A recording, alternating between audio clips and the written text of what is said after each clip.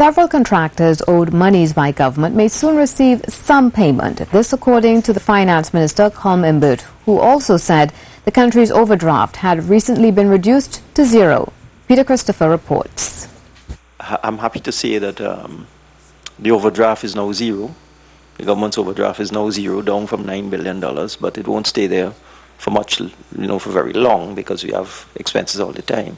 Minister of Finance Colm Imbert's announcement at the weekly post-cabinet press briefing. But despite this revelation, questions remain over the government's financial standing. The government is still to settle several outstanding debts to contractors, and as the briefing took place, hundreds clad in OWTU jerseys protested outside the office of the Prime Minister over outstanding wage negotiations from 2011 to 2014. The Finance Minister said he had already released funds to honour some of those outstanding payments, but was unsure if all could be settled. I signed some warrants yesterday that would send some funds to the various state enterprises to start dealing with outstanding bills from contractors. That's one of the things you can do when your overdraft is zero. But as soon as you do that, your overdraft goes up. So the overdraft is now, we have now 95% of the overdraft available to us. Mr. Imbert explained that the government was still in the process of looking for funds. I got it down to 100, so that 100% of the overdraft was available. I've now spent 5% of the overdraft, $450 million.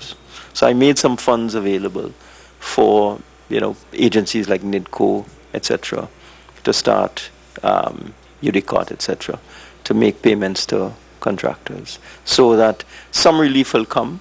The Finance Minister said he was also able to secure $1 billion for this country coming out of his roadshow at a favourable interest rate of 4.5%. The Minister noted that there were offers as high as $3.5 billion, as investors were convinced that TNT's fiscal plans were solid.